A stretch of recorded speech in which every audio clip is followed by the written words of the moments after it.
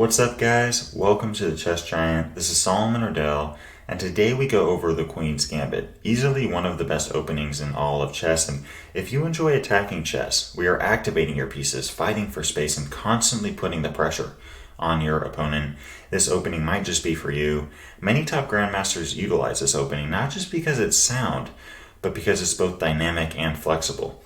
Here is white. We played d4, the queen's pawn opening, simply marching our queen pawn up 2 squares into the center of the board where it's active, and on top of that, gives a little bit of vision to our bishop on c1. And oftentimes here, black will copy white with playing d5, and by playing d5, this now gives white the opportunity to play the queen's gambit with c4. Now, against the queen's gambit, black really has 2 options. The first one is to take the gambit on c4, and the second one is not to, right? So let's first go over what happens if black accepts the queen's gambit with d takes c4. Well, against d takes c4, white can now play the move e3, and really what e3 does is 2 things. First off, it really solidifies our center pawn on d4, and second off, it attacks that pawn on c4 with our bishop on f1. Now, the big question here is what happens if black really wants to hold on to that extra pawn and plays a move like b5? Well, now we undermine that b5 pawn by playing the move a4.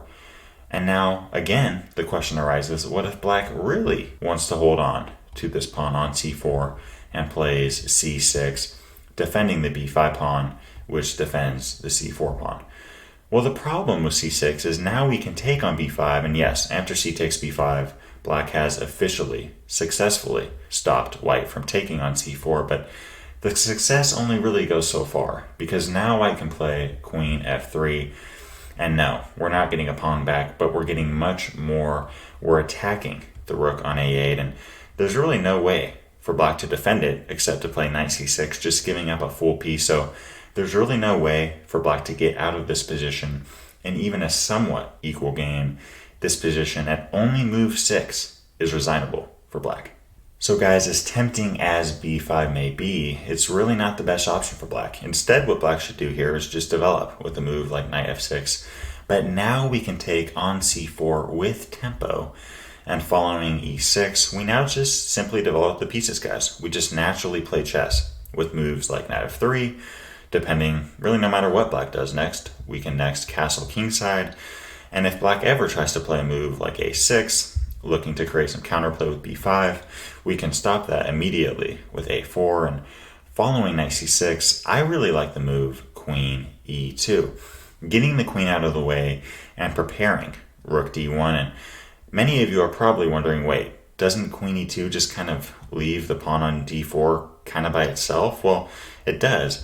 But following c takes d4, we don't take the pawn back, but instead play rook d1. And as you guys can see, this pawn is pinned by the rook as it attacks the queen on d8.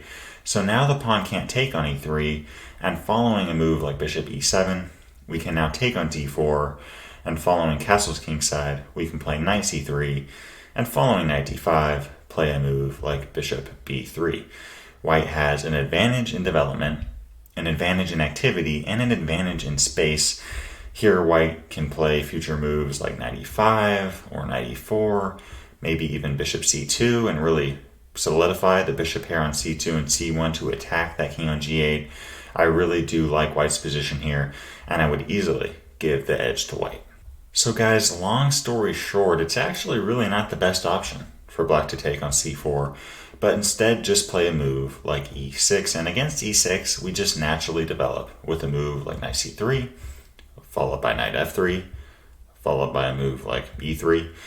And now following knight bd7, we can put our queen on c2. I really do like this c2 square for the queen in this variation. And following bishop d6, we can now play bishop d3. And because we now moved our bishop, black will take on c4, and now we take with the bishop. And I do think that white has a better position here.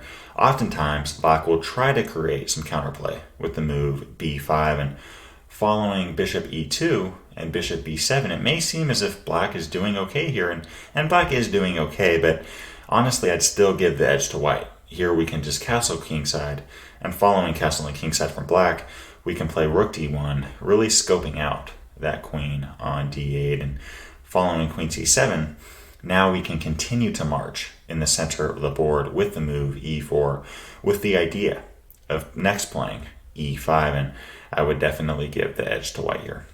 So guys, I hope you enjoyed this video on the Queen's Gambit and learned something from it. I do appreciate y'all tuning in. Subscribe for more chess content, and I'm wishing y'all a great day. Peace. Thanks for watching today's video. If you'd like to watch another one, you can click or tap up here. And I've got a lot more high quality chess content on the way. So if you'd like to subscribe, you can click or tap down here. I really appreciate your support.